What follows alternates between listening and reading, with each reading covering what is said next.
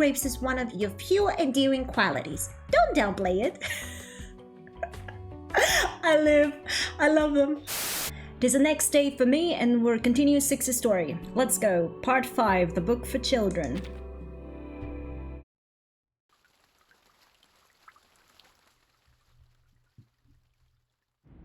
Proof requires time. Atticus still hasn't fully gotten his own answer. A voice from the above spoke to a man. An important thing will happen to you. Outside his retreat room, people are chopping down trees from the forest, slicing the wood into planks, and then fashioning sticks and joints from the planks. The outline of a ship has already taken shape. Thus, he spends his life waiting for a miracle, until death arrives and nothing has happened. A ship signifies the start of a journey. It carries people and goods across waters. It discovers new worlds. People call out, communicating with one another, choosing a direction. When the man lay sick in bed, he cried up to the voice from above, asking, "When will all that you have promised finally arrive?" Pushing, pushing, and then more pushing. Clear grooves are left in the sand.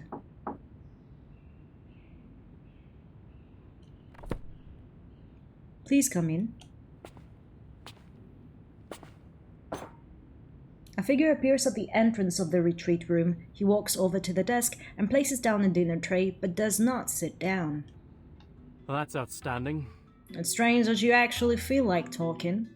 They're not on friendly terms, with 210's attitude resembling a bristled tomcat.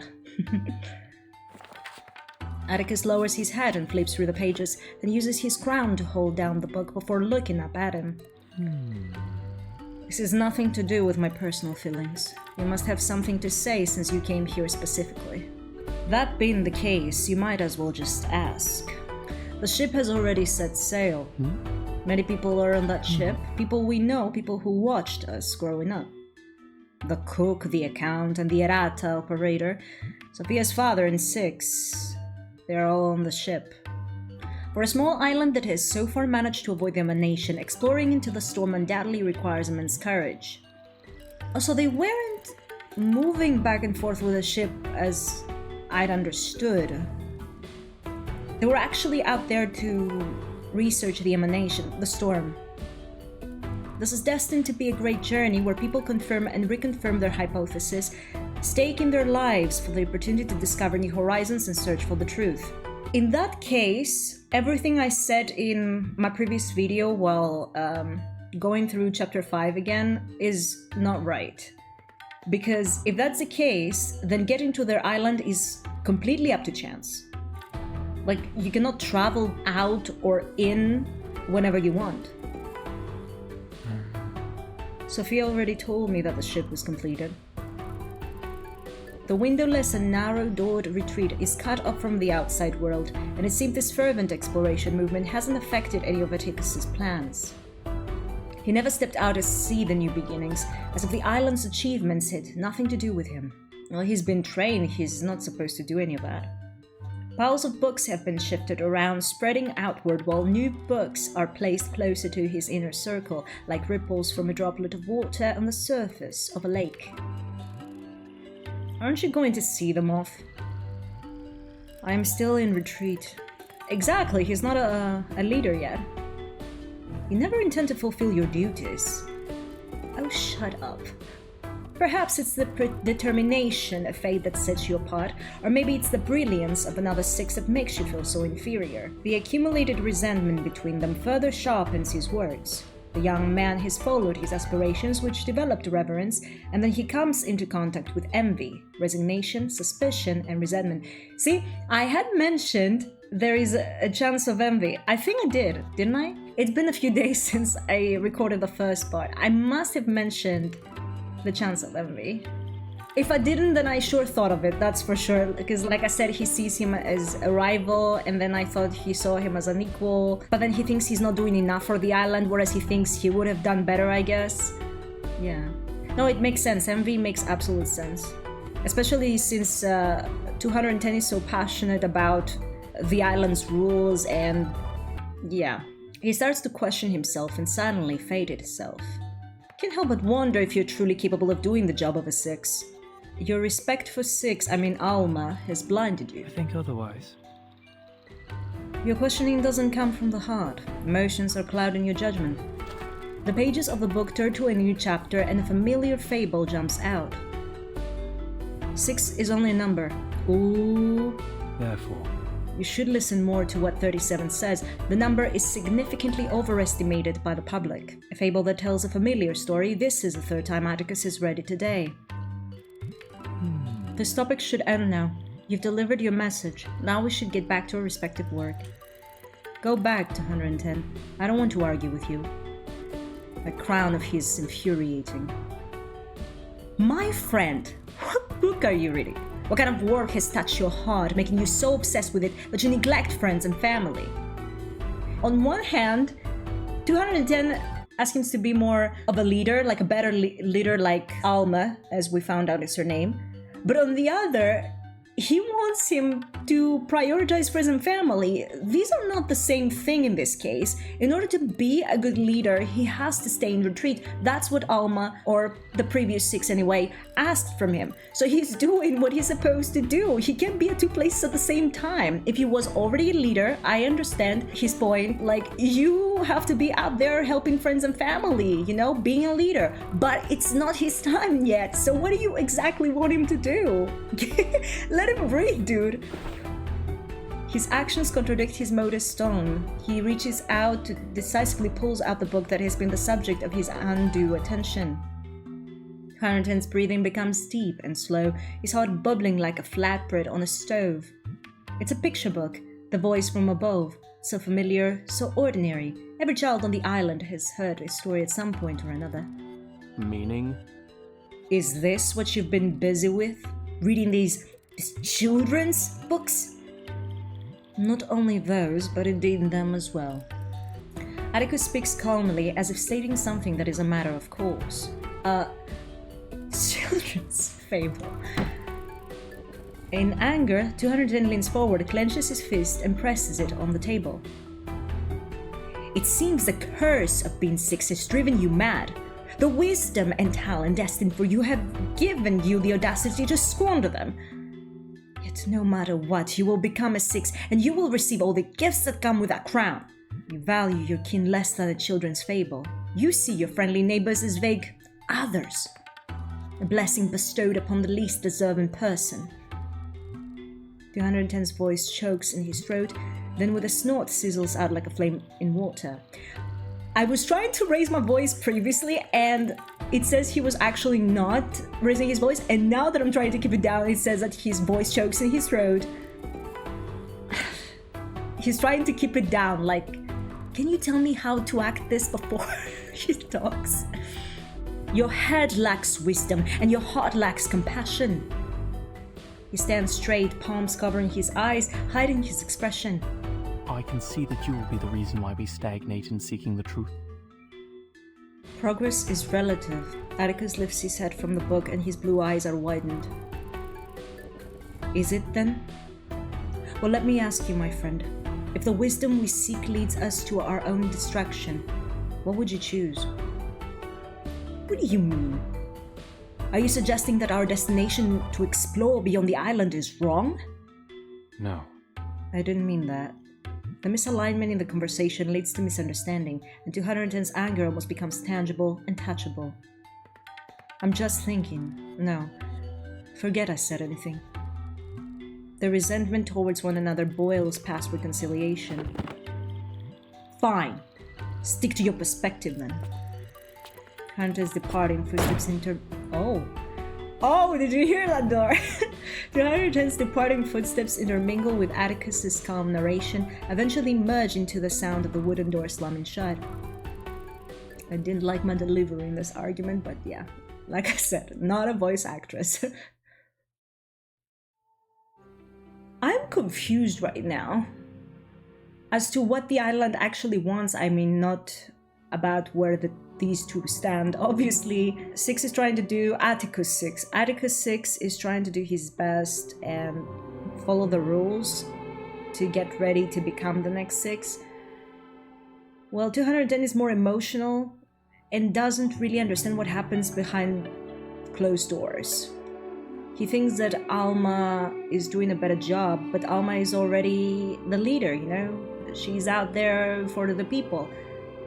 Atticus is not ready for that. He can just jump out of his retreat and be there for the rest of the island before he's ready. At least from what I've understood so far. Anyway, part 6, A House, a Shelter. After 210 left in anger, I heard the shouts of people as the ship set sail. This debate wasn't planned. It inevitably disrupted the balance, like dropping a pinch of dust on one side of the scale. Each pinch wasn't very heavy. Even a breath could blow it away, but bit by bit, they still made their impact, and the balance began to tilt.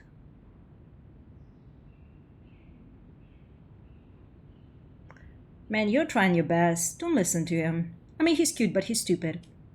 And emotional. The retreat is no place for such arguments. From now on, I should not engage in casual conversation. Yeah, but... oh well. I'm not fond of talking. Silence is a virtue adhered to by many members of the school. But in prolonged solitude, I learned to converse with myself. Language, when devoid of other listeners, diminishes the impact but accelerates self-reflection. Oh, this phrase is good. Language, when devoid of other listeners, diminishes in impact but accelerates self-reflection. He probably means only when talking to yourself, like, sure, there are no other listeners, but because you hear yourself, you're able to self-reflect on your thoughts. But I took it another way too, and it makes sense even in that other way. So I'm thinking, when you're talking with somebody, like in his case with 210, that he just kept talking and 210 wasn't really understanding his point, he wasn't listening, he was hearing but not listening. His words had no impact, like no impact on 210, but through this, he was able to self-reflect as well. Like when we talk to somebody and they don't listen to us, don't we all like feel this thing of not being understood and we think how to express it differently or that we shouldn't be around such people?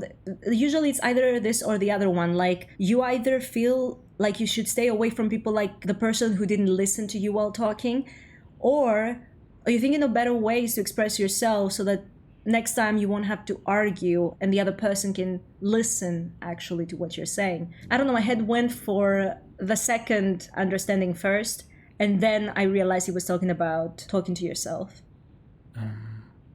I'll finish these books. Later, I'll tell the coordinator about the new book list. I reach out, pulling out a new book from the bottom of the pile. A scroll moved by my sleeve slips from the gap in the book's spine and falls to the floor. It's a poem I know well, one I used to recite silently during those days of retinence. The Golden Verses. Pythagoras' most famous collection of sayings, its chronicler is unknown, but the content of the verses is timeless. To think deeply, to restrain oneself, to pursue the treasures of the mind and soul, to respect the gods and the supreme, to honor the demons and inhabitants of elements, to rise above lower worldly natures. I first heard this poem from Alma. At that time, she wasn't yet a 6, and she went by her own name. And I was young, so young that I needed an elder to read me those lengthy verses. Alma.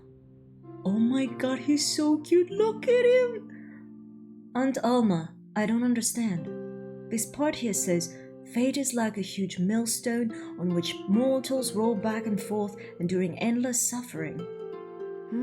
Do we really have to be like this? Is fate such a bad thing? Alma. Aunt Alma. Huh. She's just like him in female. Alma moves the book away from her face, yawning under the gazebo. Why are you not asleep yet? If you ask me, this weather is just perfect for a nap under the grapevines. Alma closes her eyes again, ignoring the verses in my hand. In reality, she's never good with kids. She takes care of me in place of my mother. For her, it is just another responsibility she has to undertake. And my mother has more important matters, the responsibilities of a 6. One day, that responsibility will also belong to me. Atticus. Why don't you come over here and take a nap? Thinking about fate isn't something a child your age should be preoccupied with. But I want to know, I'm eager to ask my question, but Alma just shakes her head. All right. Oh yes, you're a good child. You've heard much talk from people about 6, faith, truth, the revelation, and other such grand topics. But if you stay fixated on these abstract concepts, the happiness that's right in front of you will slip away.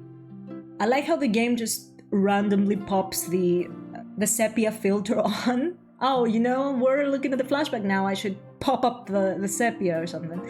I don't know why it takes so long, it's not the first time it does it. And this time it also doesn't finish at the ends of my screen, which annoys me. But anyway. Alma takes the verses out of my hands and pats me on the back. Atticus. Come, lie down here. It's a beautiful day and these grapes are just ripe. I know you're still thinking about the exhortations and the golden verses. Very few people know how to escape their own misfortune, or they have not yet seen their own fate. But this sunlight, the sound of the wind, and these naps are just as much a part of who we are. Let's lie here together, savoring these rare, precious moments. Alma places the golden verses on her face and drifts back to sleep. She has always been a humorous and light-hearted person, standing out like a glass bead among pebbles on this island of strict rules. I'm a solitary and precocious child, prematurely subjected to the burdensome weight of responsibility. Only around Alma did I feel any relief. Lie down, huh? I hear the birds singing, the wind whispering, the distant sound of waves crashing against the shore. I've read many profound books, memorized many ancient maxims, and dealt with many complex calculations. But it was Alma that provided me with the golden verses, with a page filled with bright annotations. It's interesting though, I expected Alma to be a little stricter, both for the scene that 210 saw her talking to Atticus before collapsing and he didn't react, and because 210 is so fixed into the ways of the island that I expect her to be, a strict kind of leader that sticks to these rules no matter what. But she was free-spirited. She was more chill than other islanders, it appears. It is a perfect, comfortable warmth, a moment of tranquility that brings no anxiety, like the waves that occasionally lap my toes at the edge of the island, gently approaching and then retreating, providing a cool sensation that brings joy to a stroll along the beach. She was like that, so I leave my sheltered home, tread on the soft sand, and experience the understanding she spoke of. Experience what others call playtime. The sand is moist, the sea breeze is salty, my clothes feel heavy and my skin is clammy with droplets of moisture. The vast sea always by my side, with waves lapping against the shore. They never soaked me fully.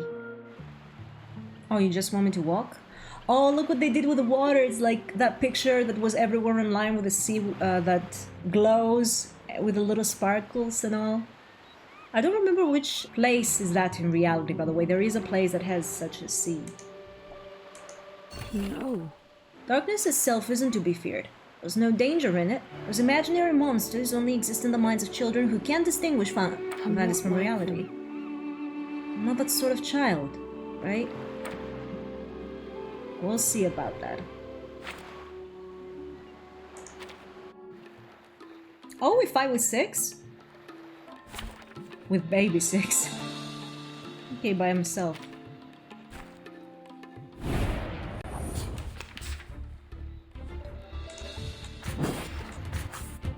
Learn from science. We walk in long nights. Should I do it? Should I do the Big Bang? Should I? The scale of your soul has tilted. The balance needs to be restored.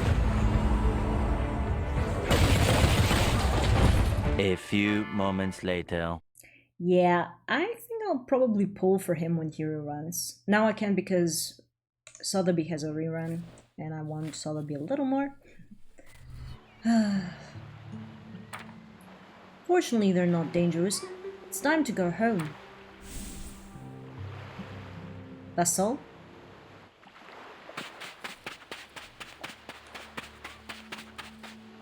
Alma, I'm back! I had spent too much time playing. So much so that I forgot fate is like a stone rolling down a high mountain and eventually rolls over all of us. 6, the original perfect number, a symbol of completeness and harmony. When it manifests in the soul, the revelation from the above is bestowed. A 6 possesses supreme wisdom, pioneering vision, and just balance. They're perfect in every way, like a beacon leading the faithful forward. But only afterward did I realize what it truly meant. Alma? She doesn't respond to my call or stir at all. Looking back now, my innate sensitivity as a child picked up on those anomalies long before my own wisdom did. Suddenly feeling fear, I stop asking questions, merely holding my breath and cautiously shifting my feet forward. Aunt Alma's back is close, and the moonlight casts a gentle glow on her fine blonde hair. Alma. Aunt Alma? Ah, look at that. I didn't even notice you were back. Waves rolling again, sweeping over my feet. I called out to you many times, but you didn't respond. Is that so? Alma's voice is soft, her hands warm, turning hotter. She wraps her arms around my shoulders, drawing my stiff body into her embrace. The sea rises, climbing up to my shins. I was sorting my thoughts. Sorry I didn't hear you at all. Until just now my mind was a mess. I'm thinking more clearly now. I figured it out. She combs my hair, wiping off the sweat I'd built from running, and straightens my collar. Poor child. You're sweaty, and there are rat scratches on the hem of your shirt. You must have run into those little monsters. Don't be afraid, child. Pray to the gods for what you are about to do. Pray that all goes well. I feel it, the dumbness reaching up to my chin. Who are you? A question I find lodged in my throat is choking me so much I can barely breathe. Alma. Aunt Alma, is something happened here? Hey! Almanaticus, come with me. The man's shout suddenly rings out. We just run past, through the alleys and streets past the Hall of Apeiron. We sweat, slicked skin shimmers under the moonlight like a soldier bearing bad news, like the storybooks in the books of old. We need to hurry, faster. We'll be too late. No, it's already too late. The revelation has come. It means my sister, has returned to the truth. The knock of wisdom arrives before me, entering my mind and allowing me to see everything. Alma pulls the man's hand from my arm. Her voice is calm, her face sorrowful. She turns her head slightly and hugs me tighter. Atticus. Oh, Atticus, my poor child. Poor child.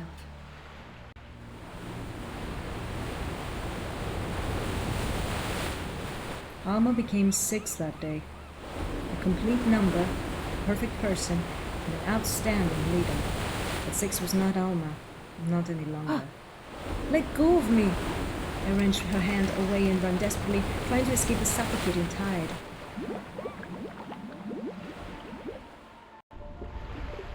Until the choking waves overwhelm me, and I find myself back on the beach, unconsciously reciting the golden verses. My fear originates from it, but when I feel uncertain, I still return here, like a child who can't imagine straying far from home. Pray to the gods for what you're about to do. Through a blur, the silhouette of the new 6 emerges, complete, wise, her words clear and impeccable like the ancient maxims. Pray to the gods for what you're about to do. Pray that all goes well. When you have familiarized yourself with all this, you will know the system of eternal gods and mortal men. Knowing what encompasses all things in the world and how they all connect as one. You will understand, as you should, that the universe is uniform everywhere. So you won't hope for what you shouldn't, nor will you be deceived. I can't think any further. My initial doubts are blocking my thoughts. Revelation. Is this the revelation that falls upon us 6? The sea completely engulfs my head, a suffocation reminding me that I have lost someone dear to me forever. And this is a blessing from above. For a long time afterward, I could not sleep in peace. I would often sneak down to the beach, listening to the waves until exhaustion at last closed my eyes. In a daze, a voice of wisdom would say, "Don't fear, child. Remember that the grace of the gods is given in the form of disaster, and endure it patiently. Such is fate. Do not complain." I vaguely realized something, and I opened my eyes to see the silent boulder high on the mountain overlooking the island. One day it will crush me, just as it crushed Alma. So I cover my ears and bend down. From then on, I no longer gaze at the boulder on the mountain nor look at the teetering bottle on the table. Until much later, when I have a brief conversation with a girl named Sophia. Man, I feel bad for 6, the Attica 6. He can escape anything. Like, it's like that thing that everybody's trying to brainwash him with, like, you can't escape fate, you have to do this. And I'm also concerned about his life because both his mother... I mean, I don't know how his mother died. I haven't understood how his mother died. But his aunt, Alma, she died from sickness, right? So I'm curious now, will he die also from sickness, or it's just his family doomed to die in various ways and not only sickness? At first I had understood that all of his family dies from sickness, that they're frail. But now it's said that his mother died during the emanation. I don't know, let's keep going. Method of exhaustion.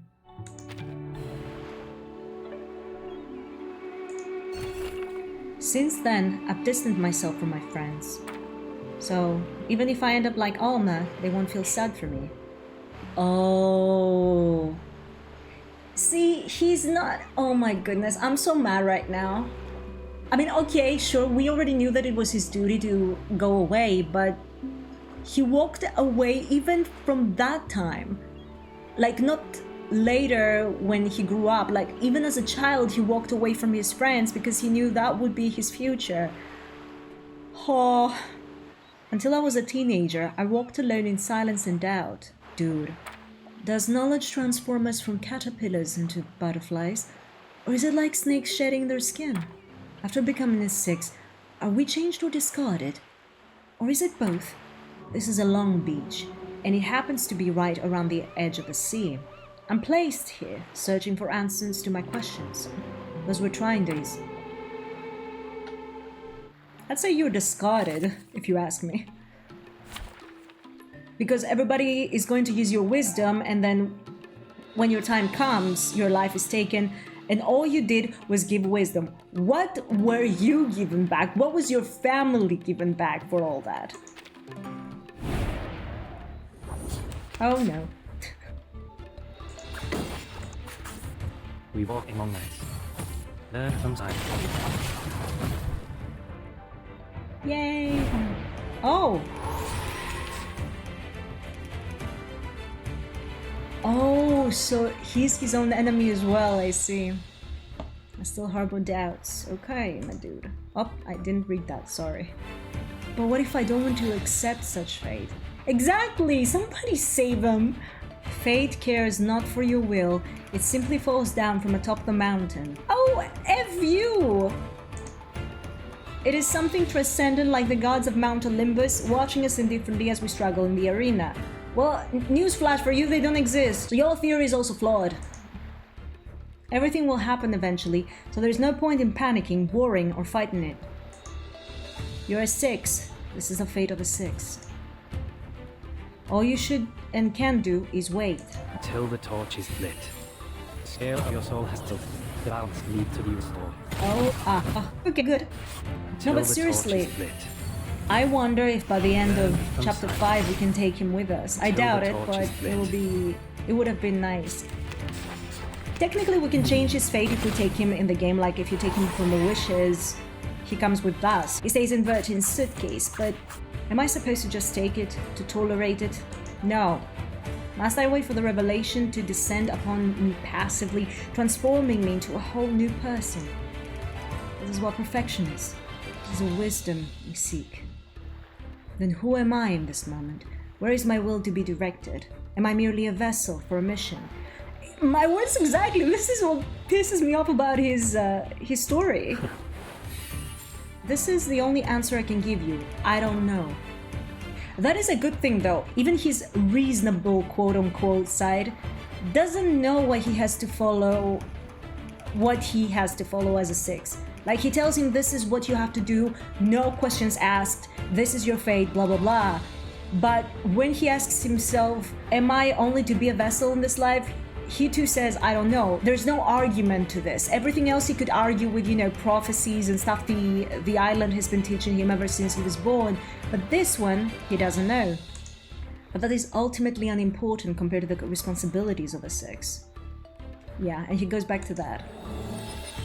And he died.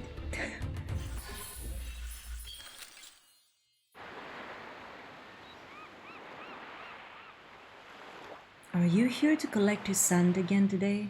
Oh, we're going back to that. The fine sand here is ideal for polishing lenses. My father's eyeglasses are just about ready. Okay, now this conversation hits different. Sophia is a hard-working girl. She is always ready to change, to become a better version of herself. She knows nothing of her future fate and therefore has no fear. Her core is so firm, her steps so pure, it's enviable. Perhaps that's one of the reasons I asked her that question. Why do you choose to struggle so much against the path of fate? I didn't really expect an answer from her, it was just spontaneous curiosity. Because he too doesn't know what to do, and there was this part of him that wanted to not be a vessel, but his reasonable side said that, well, we have to do it because we're a 6, this is our responsibility. So in a way now, Sophia gives him a reason to believe that it isn't that bad to try go against the fate, even if you know how things end up. We are entirely different people. Even if she gave her reasons, they wouldn't help me. Not really. Because I have exhausted every possibility and sought every line of reasoning. See? My question is unsolvable. Sophia remained silent, wanted to say something, but hesitating. She twists the ends of her hair, avoiding my eyes. I have to do something. Anything. That's a peculiar answer. Without any reason, any logic, just doing something. So, I'm left puzzled again. But preparing for what must come is better than doing nothing at all. By the way... The glass bottle? Like the one on the table? She flashed or tries to give an example, inventing a glass bottle that is bound to break and surrounding it with a cloth. This way, even if the bottle still breaks, we can pick up the pieces more easily. It's a practical explanation, pragmatic and devoid of abstraction. This is her answer to fate, the total opposite of mine. Thank you for the long talk, Sophia. Yeah, the whole idea of going against fate is heavier on him. Not only because he knows what's going to happen before it happens, but also because he's a leader and there are other lives on his back besides his own. A new path is carved out between the waters.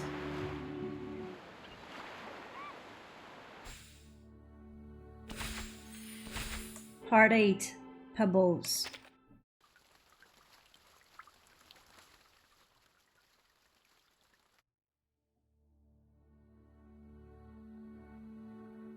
Stories of fighting against fate are often not all that heart-stirring.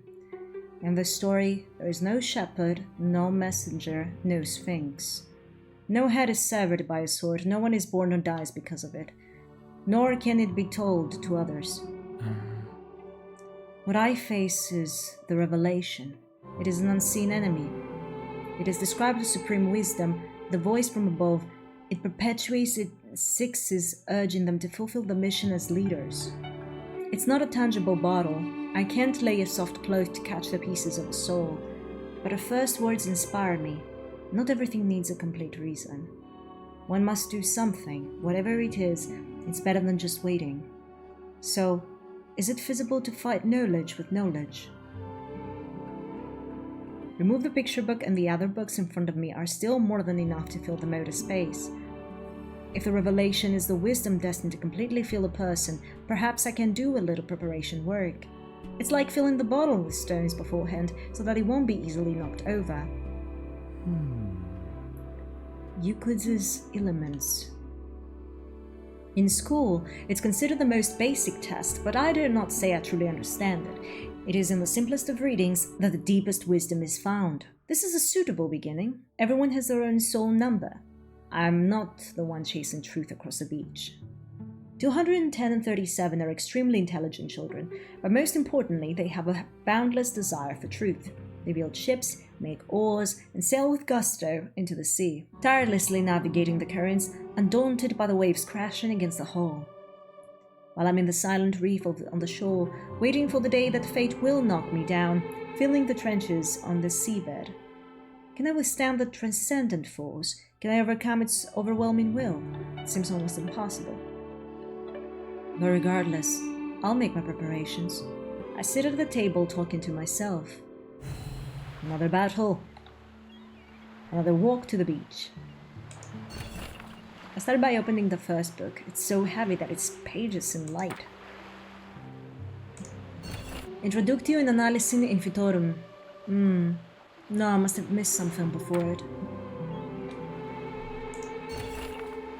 Je pense donc je suis... This is a language I don't understand.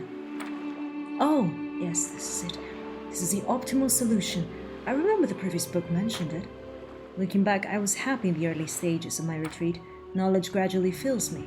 I strung along the coast, picking up shells at my feet, putting them in my pockets and then continuing on my way. I started to think more about higher, loftier issues and the direction I'm heading. It is an enlightening salvation, an immersive feeling. I'm certain that the real solution to the problem is right in front of me. With its help, I can finally stop wandering on the dark, damp shore every day. My body feels light enough to reach the clouds in the sky. Now the gods have sent me here to suffer more misfortune. My sorrows are not yet over, and the gods will send endless calamities. Therefore, the horse hasn't been brought yet. She stands there. Goodbye has already been said, and there is nothing more to say to each other. I don't know why, but I prefer the sketch of his face when he's mad. He looks hotter. Sorry.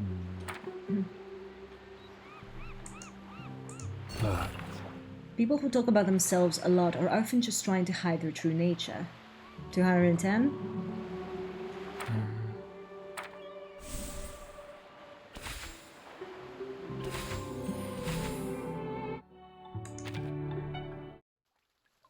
I wonder if his aunt went through a retreat before becoming a leader. Because they said she literally took over after his mom, but maybe she went through a retreat when she was younger. I see what lies behind the words. Knowledge flows from the minds of those who came before to the tips of their pens, then is inked across pages, bound into books, and preserved for the future. This is much like a fated 6, only that I inherit wisdom from others in a different way. When you gaze at it, it no longer has a complete form. Wisdom is a name forcibly given. It is actually a collection of the complex thoughts of the human species. I drink merrily with mountain thieves. I voyage with heroes. I invite the wise to my side and debate with them. I read from books as if I were peering into the thoughts of someone else's mind. Gradually holding these thoughts in my palm, I realize that, however complex their curves may be, they only have two ends. At one end is life, and at the other is death. Because this is the fate of man. We're like hemp on a spindle, finite collection despite all our variations. The world is destined for strife, misfortune, and calamity. The good are not always rewarded for the virtues, nor are the wicked always punished for the sins. Now, this is actually very, very true. None of the previous things he said weren't, you get what I mean. In the end, everything just happens as purposeless as the pebbles washed up on the beach. Is this all there is? My dude, you have to give meaning to your life by yourself. Otherwise, yeah, it's all meaningless. That night was darker than usual. Even the shimmering sea was engulfed by the inky blackness. I felt the sand under my feet slipping away, and I, in my totality, started to float away with it. All color faded, and I was suspended in an empty black space. That day, Alma wanted to see me. Closed the nothingness of being and left my room for the first time after a longer retreat. Oh, are we gonna see that part that 210 Sophia and was it 30 and 37 saw? I returned to the roofed home and climb up the slope, away from the sea's embrace. Alma grabs my hand. She's heard of many recent struggles and worries that I'm falling to the void of knowledge. I guess every word before she speaks. 6's wisdom, the ancient maxims, the advice of the golden verses, I've heard them all endlessly. I don't blame her. This is a 6's duty, her destiny. Brush her hand away and return to my own battlefield. Even if knowledge leads to void, I need to use it to confront that unknown revelation. There he is again. Someone stops me. It's 210. I hear him speak with intense emotion about the revelation. The revelation is a curse, my friend. I shouldn't have answered, for this is not his fate.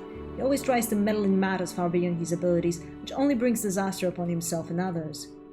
So he pushed her hand away because he was tired of hearing the teachings he had to follow. I see. I expected something cooler, but whatever. Cautious Daedalus and proud Icarus both fitted themselves with wings and attempted to fly over the sea.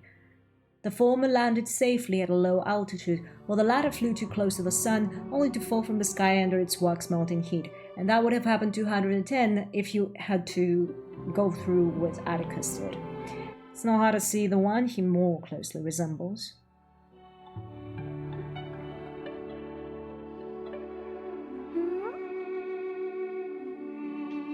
Someone enters my retreat. It's 37. She's always curious, always puzzling and questioning.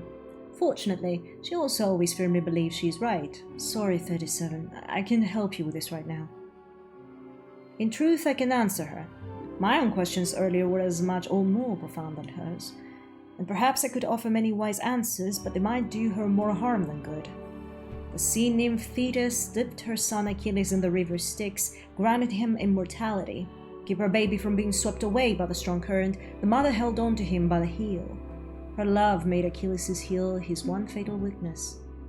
It's not hard to see where 37's own weaknesses lie. At the very least, I shouldn't reveal them prematurely. I close the door again and sit in silence. And who am I? To which fable do I belong? Yes, I know that too. Oedipus went through his struggles and met his prophesied doom. Thus, the perfect tragedy came into being. Yeah, but Oedipus had also a thing about his mother in a way. Oh, if you know, you know. I'm not going to get into details because there are various versions to this fable as well. Everything is crystal clear. Now I know it all. But what do I do next?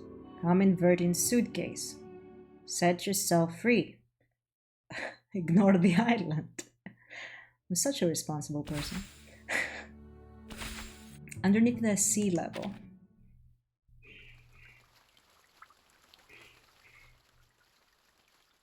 Since the night my mother passed away, I haven't set foot in the cemetery where she's buried. It's truly unsettling when fate presents itself in such a tangible form. Even the gravestones are... Oh my goodness. Okay. But then on a whim, I decided to go there. It was like receiving a revelation. Alma? She ought to be busy preparing for the voyage, but here she is, standing silently on the grass like a living tombstone. When she sees me, she isn't surprised, as if she had already known what fate had planned. Atticus. My child, your timing is perfect. I know you've always harbored doubts. Our shared bloodline has only added to this divide. You've tried to counter the revelation with knowledge, but it only leads you further into confusion. You get lost in a maze of thoughts and fears, unable to find the red thread of escape. I've heard this before, Alma. She smiles, shaking her head, and pulls out a hardcover book. I think you're going to need this. Good afternoon, child. I hear her footsteps fade away beyond the trees, like a dewdrop sliding off a leaf. Lowering my head, I see the name of the book. The Voice from Above. It's a children's picture book, familiar to every child on the island. It has been endlessly discussed and even argued over. The story is vivid and clear in my mind without even seeing the pages. A voice from the above spoke to a man. An important thing will happen to you. Thus he spends his life waiting for a miracle. Until death arrives, nothing has happened. When the man lay sick in bed, he cried at the voice from above, asking, "When will all that you have promised finally arrive?" The voice from above said, "I gave you countless opportunities to work miracles, but you missed them all. Because you thought you knew your fate, you took no action. In the end, you achieved nothing." See, this is where Sophia's words come back. Just because he will be able to see fate doesn't mean he has to do nothing about it. He's supposed to do something with the things he sees. Perhaps try to prevent them, perhaps try to, I don't know, lessen the pain they will give to people when they come by letting them know ahead, I guess. That is a move of hope from Alma's side. I used to despise this story because it dressed the will of the heavens as a kind of desirable benefit and said nothing about the cruelty of fate. But stripping away all misunderstandings, its message is simple. Do not wait. You must take destiny into your own hands. Exactly. So, yeah, what if being a human, or in his case, a leader that has to lead others by knowing fate, means that you're just another pebble to be thrown in the sea. You're the one who has to make your life worth it. Life won't make it worth it for you. You have to make your life work for you.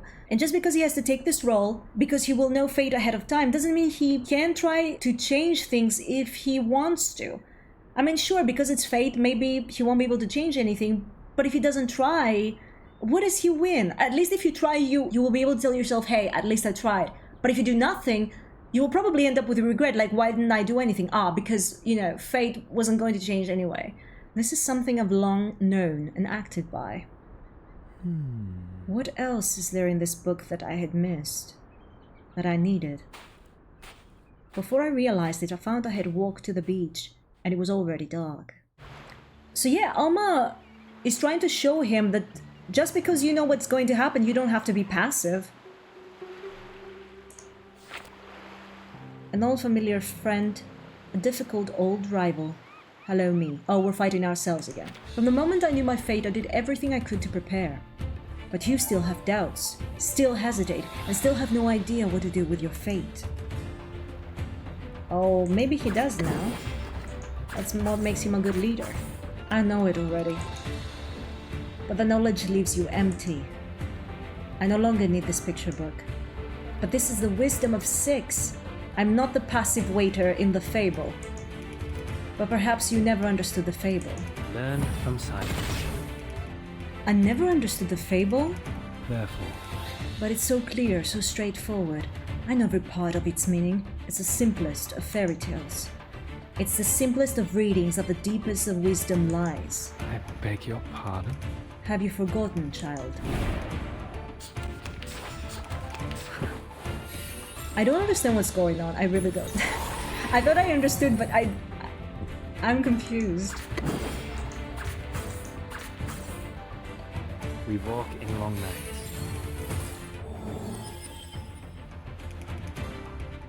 You already know it. You understand every word's meaning and grasp the most crucial ideas. You've read the wisdom of the ancients and foreseen the fate of the people around you. You've even seen your own. Just like the protagonist of that fable. He also once claimed he knew his fate and thus ceased to act, but in the end, he couldn't have been more wrong.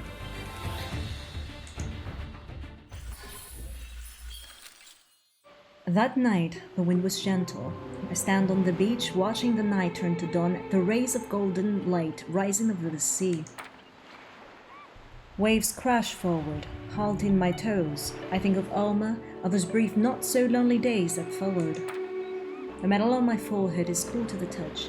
A gift from Sophia in 37, and apparently with some contribution from 210. Sophia, well, she stands on the shore, hesitant, perhaps looking for wood to make a small boat to follow in her wake. The appear as graceful, gently carving lines. I understand it now. I see it. People's destinies spread out like long trails on the beach. But that's all. I don't understand their feelings, the situations, or the circumstances under which they made their choices. I only know, but I don't understand it, just like my own fate. Suddenly, I feel the humidity of the ocean heavy on my eyes. My vision blurs, and the sea's horizon grows distant. It sparkles gently under the rays of the sun. Ah. A peak of grey-blue waves lifting up white foam stirs the blue beneath. The tides and currents of the sea are constant. I stumble, my toes stepping into the waves. The icy cold washes away all knowledge and words associated with it. Yes, this is what I'm missing. Knowing is not understanding. Seeing is not experiencing. Nothing I thought I knew was more than real, the cold water lapping my toes. Until that revelation truly arrives, I can never claim to have understood fate. I close a picture book in my hands, feeling its gritty cover and solid texture. I see. Then I don't need any other books. Stay. That was all it said on the side. So, has Atticus 6 not received his revelation yet? He just took over after Alma? The days that follow are calm. The believers seeking truth and knowledge sail out to explore a world of constantly changing phenomena, but the ship's return is far later than expected. Oh, this is still past. Okay. No. Impossible. They're already well past the maximum deviation possible. They must return today. As long as they are alive and on the ship, there's no way they cannot be headed back. They wait day and night by the coast, eagerly anticipating the return of the leader and the ship. Soon, they grow increasingly panicked. Hey! Look, that's the ship! Until one person shouts excitedly, jumping high with joyful news. Excellent! I knew it! I knew they were alright. Great! I'm so glad! The ship returns from its voyage along its planned route, with no deviation in angle or speed. People run to the coast, waiting to welcome new insights from the outside world, believing these unprecedented ideas will illuminate the path of truth. Dad! Among them is Atticus's dear friend.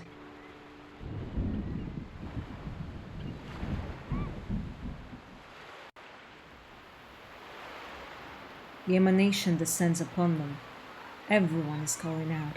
Everyone is in uproar. They scream, cry, and fall to the sandy ground. The ominous noise even reaches the roofed room.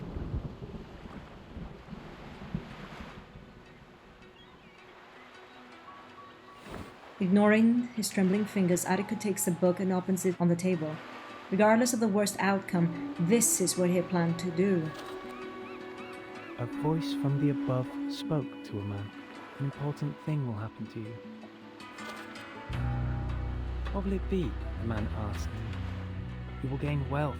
You will gain fame. You will walk in the garden of wisdom and happiness. The voice answered. The reading voice stops, his fingers lingering on the page. At the same time, the geometric shape washes ashore. It's a beautiful tetrahedron, brilliant with a golden hue like Alma's shining blonde hair when she was in good health. The revelation has knocked on his door. Countless ancient knowledge is conveyed through the imprint of a soul number 6. Moral, historical, empirical, abstract, mathematical, humanistic. This is a crystallization of wisdom passed down from generation to generation by the island's leaders, a glimpse of the mysteries transmitted through the bloodline by those who perceive the truth. Revelation, knowledge, wisdom. They surge so tumultuously and vastly that entire lifetimes of achievements and thoughts for mortals are like bottles of water compared to the mighty ocean. The boulder of fate has rolled down from its peak, and a new 6 is born.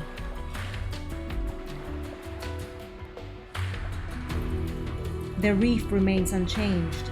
It has been hardened by the erosive force during the long night. The paused hand gently falls and turns the page. Revelation. It is just as simple as it is.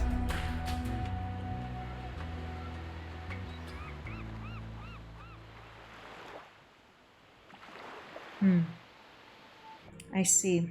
Okay, so I thought I was getting somewhere, as you could see, but right at the end I stand confused. I do not know what the revelation per se is, and why he finally understood it when Alma died.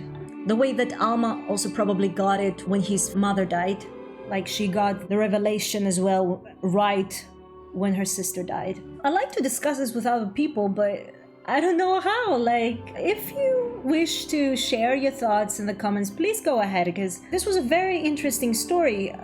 They gave us 37 at first, giving us this light-hearted little story about how she thinks, how her relationship is with Sophia in 210 and 6. And then there is this heavy-ass weight story that even when you think you understand something, in the end you don't. And maybe that's the point. Maybe that's what they're trying to tell you, that the more you're trying to understand this with logic, you won't get it, I guess. But yeah, at least he found his answer, so that's what matters. So, some final thoughts, I guess. Let's get to final thoughts. All in all, I really liked 6's story. And here comes the moment that I have to break up Charmaine's story.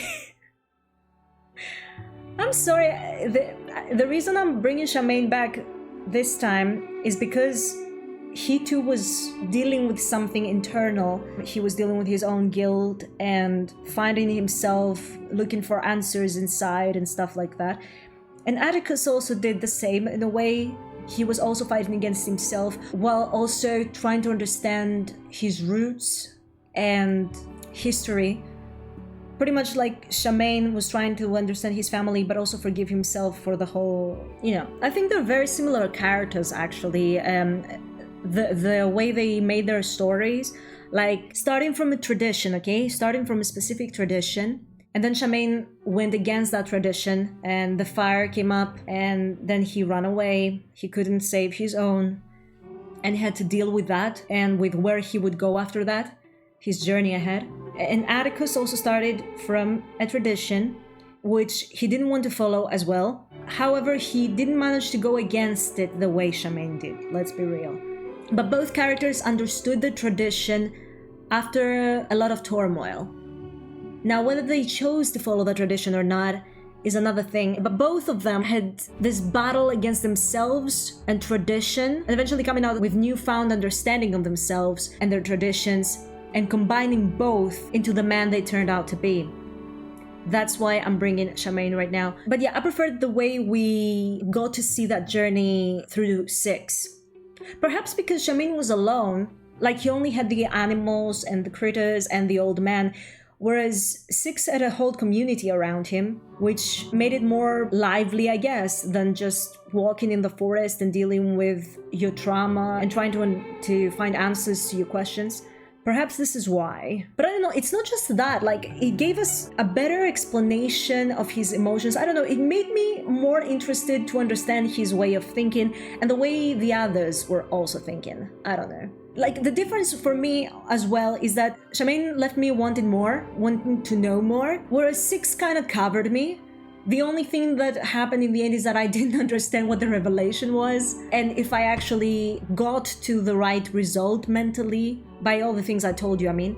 In Charmaine's story, I totally understood the end. Here, I'm a little confused about the end. But other than that, everything else, every question I had before the revelation was covered.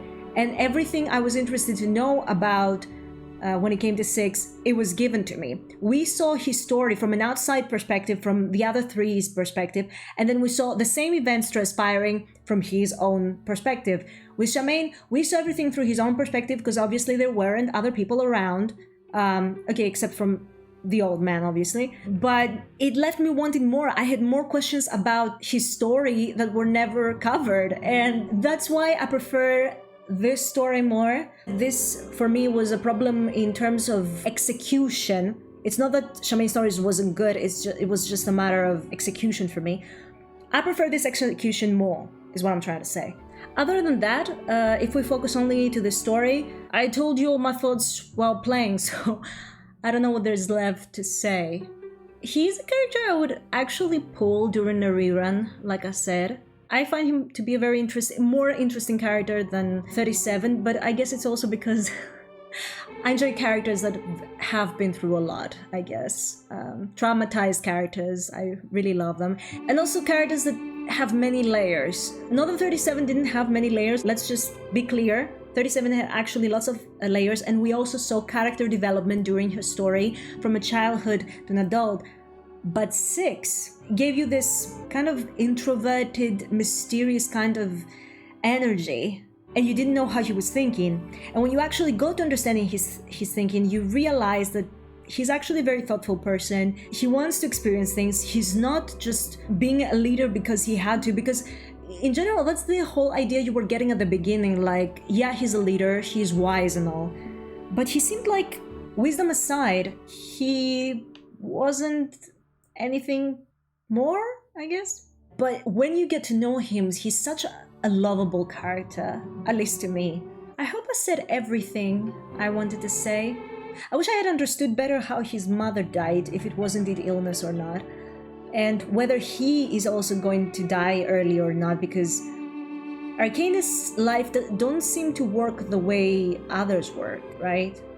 Am I tripping? Because there's some Arcanists for experiments, you know? Like Miss Radio, for example. Miss Radio isn't a human. So when does Miss Radio die, you know? When her batteries expire? but then she can be brought back to life when you change her batteries. So I haven't quite understood how Arcanist's lifetime works. Like if their lifetime is a normal human's lifetime or longer, or if they can die from illness like 6's mother and aunt did. Did this woman have powers? We never... Okay, no, yeah, I have more questions that weren't answered. But yeah, not as many as Charmaine's, because the things I'm missing from 6 are things that are smaller, you know, details of his story. But yeah, I would like to know if his aunt and mother were arcanists like him, or if they were just wise, you know, and just had that ability to see the future, and that's it. But anyway, yeah, that's all I had to say.